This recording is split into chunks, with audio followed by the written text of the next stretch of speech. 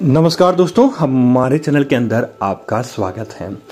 दोस्तों, आज हम आपको बताने वाले हैं अनेक प्रकार के यज्ञों के बाद ऋषि मुनियों ने इस बात को पता लगाया है।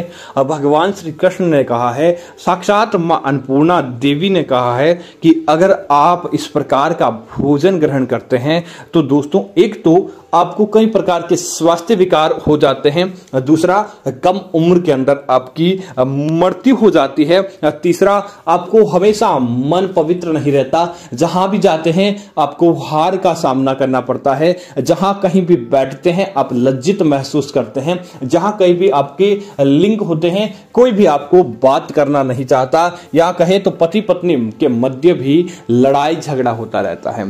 दोस्तों, इस प्रकार का भोजन करना और साथ आप अपनी किस्मत को दोष देना दोनों बराबर माने जाते हैं, इसीलिए आपको इस प्रकार का भोजन नहीं करना चाहिए, अन्यथा आपके घर परिवार के अंदर गरीबी आ जाती है। तो दोस्तों, बात करते हैं गरुड़ पुराण के अनुसार कि ऐसे कौन से भोजन हैं जो आपको भूल कर भी नहीं करने चाहिए। दोस्तों, सबसे पहले देव भोजन। दोस्तों, जो आपके घर के अंदर भोजन बनता है, जो आपकी घर की रसोई के माध्यम से आपको परोसा जाता है, उसको भोजन को देव भोजन की संज्ञा दी गई, अर्थात कि भगवान ने हमें जो प्रसाद दिया है हम उसे ग्रहण करके हमारी भूख को मिटाने वाले होते हैं। तो उस भोजन को देव भोजन इसीलिए माना जाता है कि पहले आप भगवान की पूजा कर लें। घर के अंदर इस बात का ध्यान रखें, बड़े बुजुर्ग या फिर कोई बुजुर्ग व्यक्ति है, बीमार व्यक्ति है और गर्भवती महिला, इसके अलावा या छोटे बच्चे जो नादान हैं, इनके अलावा घर के मुखिया को, घर की महिला को, घर के जो समझदार व्यक्ति है उनको भगवान की घर के अंदर पूजा होने से पहले भोजन ग्रहण नहीं करना चाहिए, क्योंकि ऐसा करना अपवित्र माना जाता है। दोस्तों, जब भगवान के घर के भगवान भूखे बैठे हैं, घर के अंदर आप पूजा पाठ सही समय पर नहीं कर पा रहे हैं, उसके बाद उससे पहले आप भोजन ग्रहण कर लेते हैं, तो दोस्तों आपके घर के अंदर दरिद्रता आना निश्चित है। तो पहले आप घर के अंदर भगवान की पूजा कर लें। जब आपके घर के अंदर दिया बाती पूजा पाठ संपन्न हो जाए, उसके बाद जब परिवार के सदस्य ग्रहण करते हैं तो ऐसे भोजन पर सदैव देवी देवताओं की कृपा बनी रहती है, इसीलिए आप इस बात का विशेष ध्यान रखें।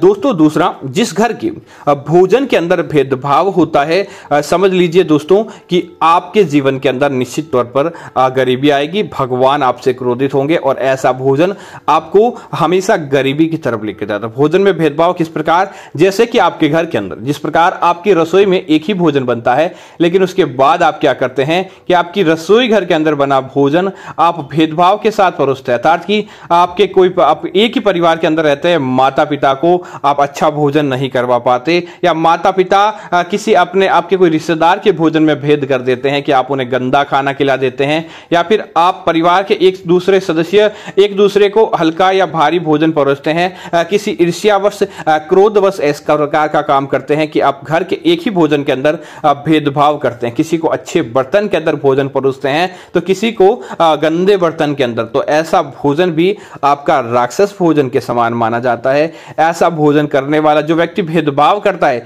जो व्यक्ति खाता है उसे तो किसी प्रकार का दोष नहीं लगता, लेकिन जो व्यक्ति भेदभाव करता है ऐसे भोजन को परोसने में, ऐसे व्यक्ति के जीवन के अंदर हमेशा गरीबी और दरिद्रता आ जाती है, इसीलिए इस बात का भी आपको जरूर ध्यान रखना चाहिए। दोस्तों, इंसान सभी प्राणियों के अंदर श्रेष्ठ माना जाता है, इसीलिए भगवान ने मनुष्य को अनेकों प्रकार के भोजन व्यंजनों की कला परोसी है, पाक कला में कुशल बनाया है। सभी जानवर कच्चा भोजन खाते हैं, जानवरों कभी भी पकाकर भोजन ग्रहण नहीं करते और ना ही उनके पास अनेक प्रकार की भोजन की विद्या है।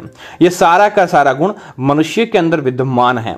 तो आप इस प्रकार से ध्यान रखें कि जो आपने प्रकृति ने आपको दिया है, आप उसका संपूर्ण रूप से उपयोग करें, आप उसका सदैव लाभ प्राप्त करते रहे। कैसे कि कई लोग जब जानवरों के पास भोजन नहीं होता तो वह कचरा भी खा लेते हैं, लेकिन इंसान क्या करता है, जो उसे मिला है उसका दुरुपयोग करता है।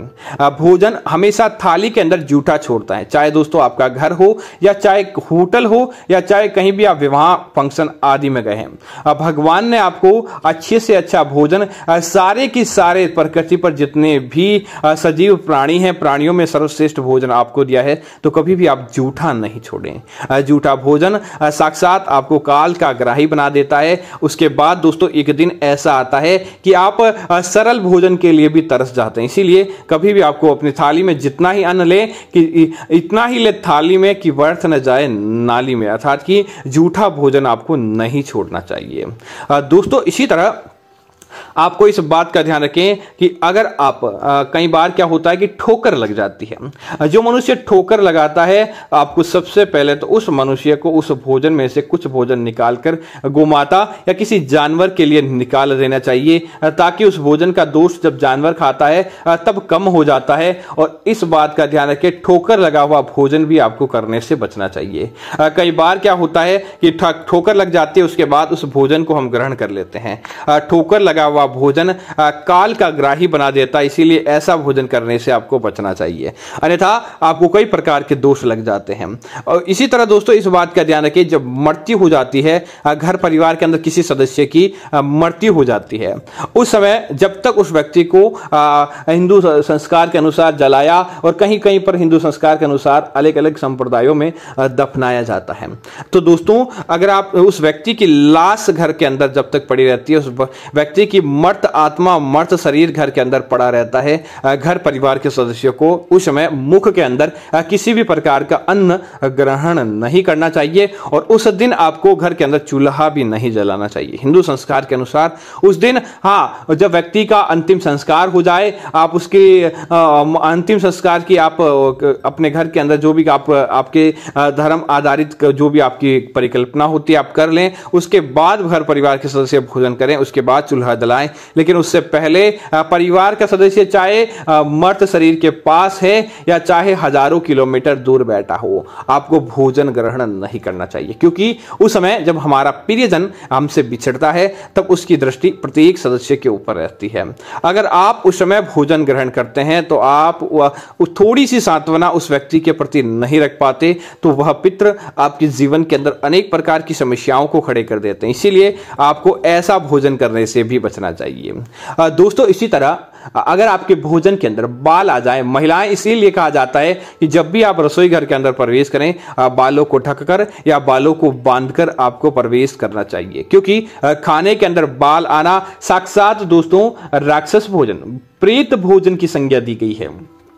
जब खाने के अंदर बाल आ जाता है तो उस भोजन को आप बाल निकाल दें, बाल वाला हिस्सा निकाल दें और उस हिस्से को ले जाकर आप जमीन आदि के अंदर कहीं दफना दें। न तो आपको किसी गाय को खिलाना चाहिए, ना ही किसी व्यक्ति को आपको ऐसा भोजन आपको खिलाना चाहिए। इस बात का आपको जरूर ध्यान रखना चाहिए, ताकि आपके जीवन के अंदर दुर्भाग्य नहीं आए और सौभाग्य आपको देखने को मिले। दोस्तों इसी तरह जब आपके घर के अंदर गर्म भोजन बन चुका है, आपके घर के अंदर भोजन बन चुका है और परिवार के सदस्य खाने वाले होते हैं, उस समय अगर कोई आपके द्वार पर किसी भी रूप में, चाहे कोई भिखारी आए, साधु आए, सामान्य मनुष्य भी क्यों ना आ जाए और खाने के लिए कुछ मांगता है, तो दोस्तों अगर आप उस समय उस व्यक्ति को मना करके स्वयं खाने बैठ जाते हैं, तो दोस्तों आपसे बड़ा निर्दयी कोई नहीं होता। द्वार पर कोई व्यक्ति आकर भोजन की मांग करता है तो आप उस व्यक्ति को भोजन जरूर कराएं। माना जाता है कि अगर आप ऐसा भोजन उस व्यक्ति को करवा देते हैं और अगर आपको भूखे भी रहना पड़ जाए तो भी कोई बात नहीं दोस्तों, भगवान किसी भी रूप में आपके घर के अंदर आ सकते हैं। आपने ऐसा कर दिया, निश्चित तौर पर भगवान आपकी झोली खुशियों के साथ भर देते हैं। दोस्तों इसी तरह अगर आप चोरी करके किसी व्यक्ति का घर बर्बाद करके उस पैसे को कमाते हैं, किसी अन्य व्यक्ति का जीवन बर्बाद करके चोरी करके आप धन कमाते हैं और उसके बाद उस धन का आप अपने घर के अंदर किराना लाकर भोजन सामान बनाते हैं, आप ग्रहण करेंगे या आपके परिवार के कोई भी सदस्य ग्रहण करेंगे, ऐसा भोजन आपको त्रासदी की ओर लेकर जाता है। आपको तो बर्बाद करता ही करता है, आपके घर वालों का बिना किसी अपराध किए उनको भी इस सजा का परिणाम मिलता है कि आखिर उनके जीवन के अंदर भी अनेक प्रकार के कष्ट आ जाते हैं। इसीलिए आपको भूल कर भी चोरी करके, आपको झूठ बोल के, किसी व्यक्ति का घर बर्बाद करके, किसी व्यक्ति को नुकसान पहुंचा के ऐसा भोजन आपको नहीं करना चाहिए। दोस्तों इसी तरह इस बात का ध्यान रखें, रात को फ्रिज के अंदर जूठे आप आटा रख देते हैं, उसके बाद सुबह उसकी रोटियां स्वीकार करते हैं, ऐसा भोजन भी राक्षस भोजन की संज्ञा दी गई है। आपको ऐसा भोजन करने से भी बचना चाहिए। अगर आप रात को फ्रिज के अंदर आटा रखते हैं और उसके बाद उस भोजन का सुबह आप रोटियां बनाकर खाते हैं तो दोस्तों आपके घर के अंदर कंगाली और दरिद्रता आना निश्चित हो जाता है, और ऐसा भोजन करने से कम उम्र के अंदर भी आपकी मृत्यु हो जाती है। तो उम्मीद है जानकारी आपको अच्छी लगी होगी। ऐसी अन्य जानकारी देखने के लिए आप हमारे चैनल को सब्सक्राइब करना ना भूलें। धन्यवाद मित्रों। जय श्री राम मित्रों।